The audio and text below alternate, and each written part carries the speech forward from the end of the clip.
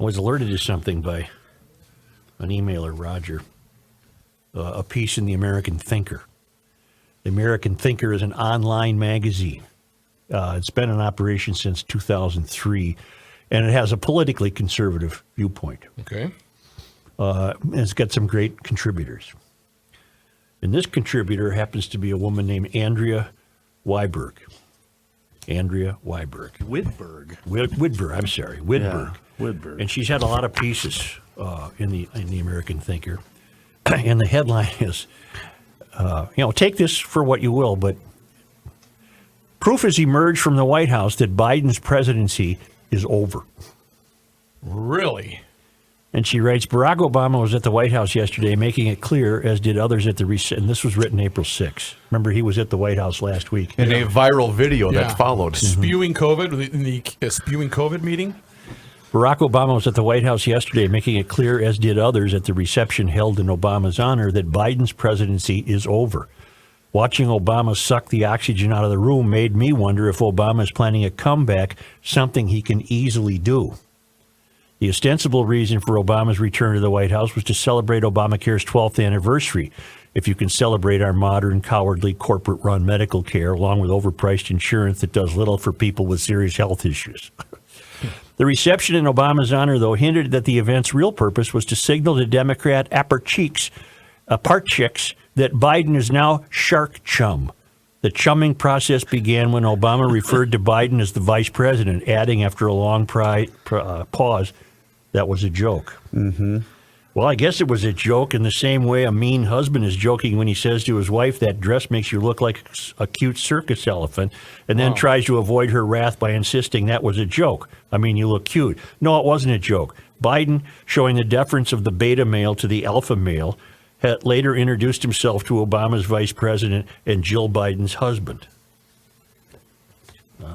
Self-deprecating rim shot. self-deprecating humor when you're allegedly the president of what is or was the world's most powerful nation isn't charming, it's unnerving. Worse was still to come.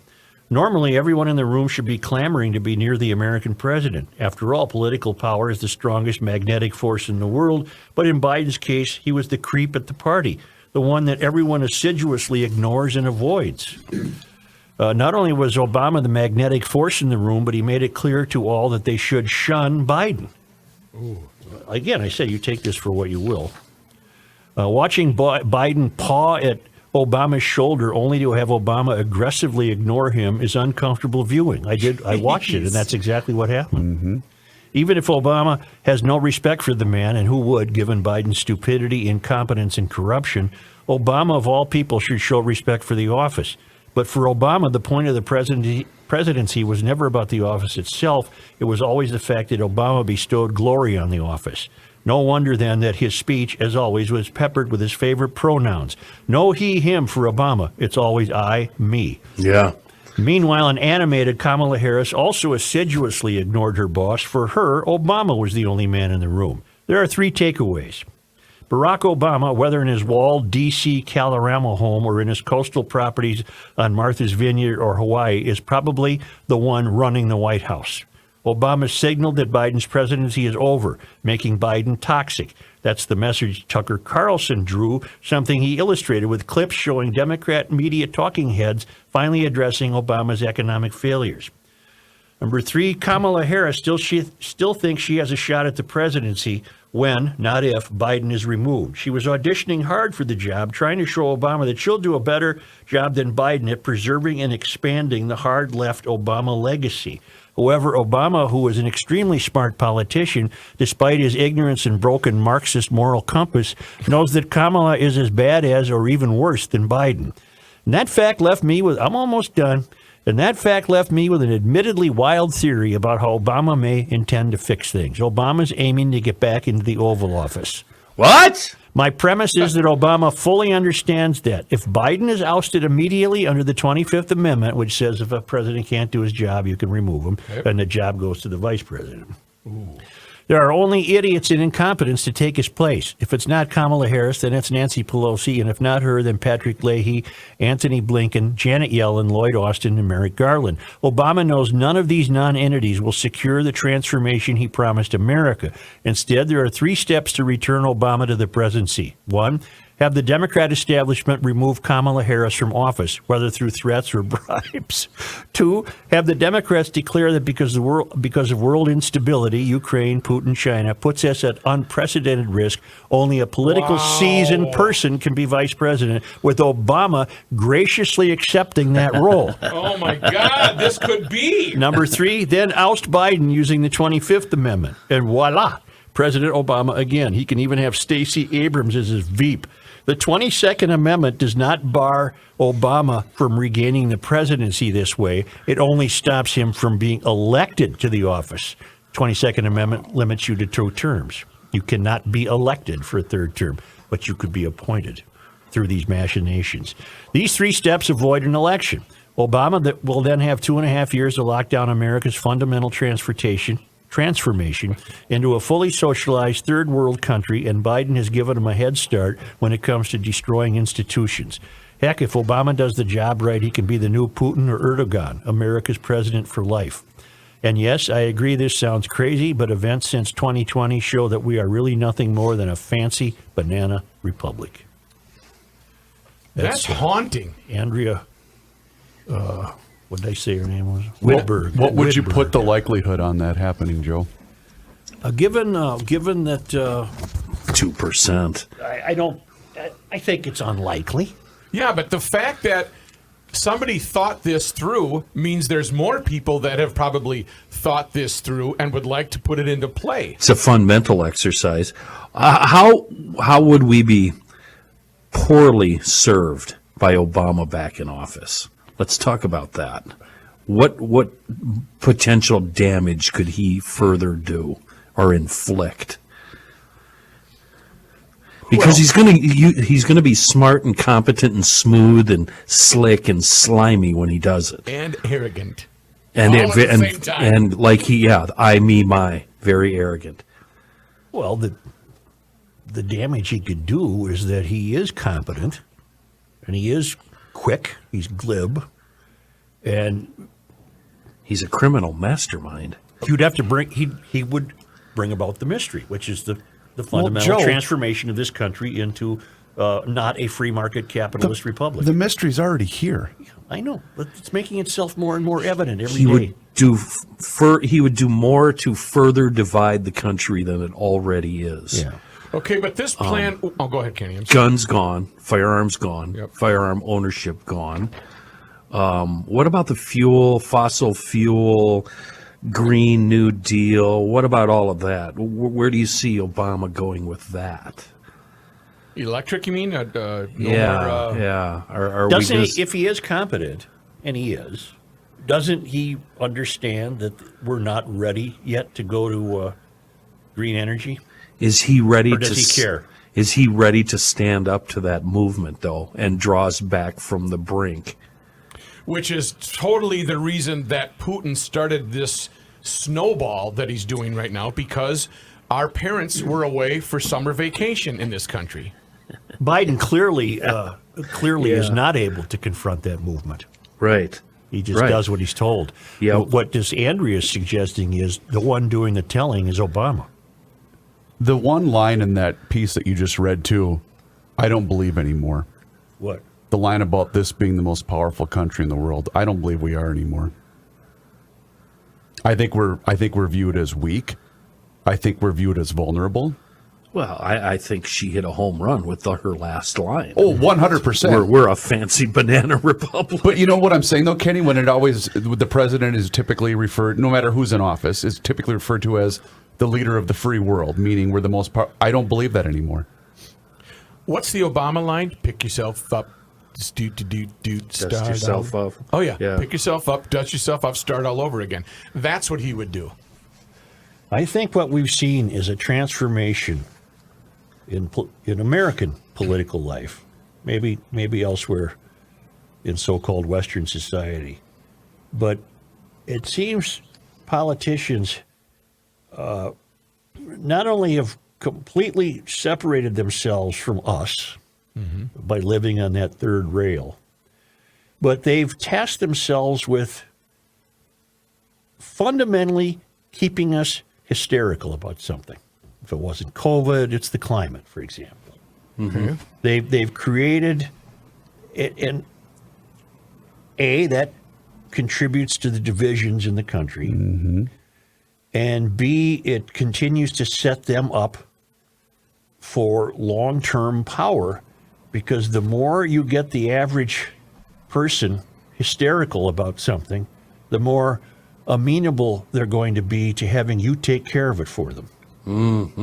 Exactly. And they can't take care of it, because what's under attack, basically, are just the fundamental conservative principles that used to be shared by all people when the word conservative didn't have a bad connotation. The fundamental conservative principles that kept us all together was, church going, God fearing, family raising, working hard, pursuing the American dream. All that's been splintered and shattered. And it's been as a result of these people trying to perpetually keep us fearful of something. I personally am fearful only of them. I'm not fearful of the climate. There's nothing wrong with the climate. And again, I know I'm preaching to the choir, but GLers understand that this climate movement is playing into their hands. It has nothing to do with the environment. Meanwhile, Nothing. what are the things that truly do plague society? Crime right now is out of control. Decline of moral and ethical clarity. Also, the CDC just came out with a study over the weekend. I don't know if you guys saw this. Do you know what the number one cause of death is right now between people ages 18 to 45? I happen to know that. Fentanyl. Overdoses of fentanyl. That is a bigger concern than COVID right now, ladies and gentlemen. 13-year-old girls beating up a grandma. That's a concern. Yep. Crime. Economy, inflation. The economy, inflation. There's nothing wrong with the climate. But listen to what the politicians in California are doing. I think Jordy alerted me to this. This is from the Times of San Diego. Painting alarming scenes of fires, floods, and economic disruption. I'm resting my case. Yes, you are. Painting alarming scenes of fires, floods, and economic disruption. The California legislature's advisors released a series of reports this month that lay out in stark terms the impacts of climate change across the state. The typically reserved nonpartisan Legislative Analyst's Office outlined dire consequences for Californians as climate change continues to alter most aspects of daily life. No, it doesn't. What's the temperature supposed to be today? Much of the focus of the 6-part series released Tuesday is detailing the economic cost as the changing climate alters where and how Californians build, grow food, and protect the most vulnerable residents. And then they go on to cite wildfires, wildfire smoke, rising seas and tides. Well, Bill Gates just is irritating his neighbors in La Jolla by trying to build even closer to the ocean. Really? Really? Well, he's remodeling a house and, extreme heat. Beaches will disappear. Up to 2/3 of Southern California beaches may become gone. We don't know that. Oh, they do know that, though. Well, they gave us till 2100. Yeah. Wait, I thought it was only 12 years. Now we get... Well, you get a beach until 2100. Okay. And then she's gone? Then we gone. They keep moving that goalpost around. I never know who to believe anymore. It's a long piece. I don't want to read the whole thing because it's all B as in B, S as in S. It's just another cry for figuring out a way to spend more money with your green friends that has nothing to do with... No, you're looking at this all wrong. They've got everything solved in California. They have no other issues right now, Joe. This is of the utmost urgency. The clock is ticking, but there's still time. Wait a minute. Yeah. That's a Yogi Bear, isn't it? Yeah, it is. The clock is ticking, but there's still time. I don't want to be kept. I'm not frightened of anything. There's nothing to be frightened of. It's nature. With this Obama thing, though, of all of our options, B. how far, where would you rate this option of all of our options right now? We know, assuming that Biden's going to go away. Obama's better than Kamala, right? Or not? yes. Maybe if Or no. Yes. Or wait.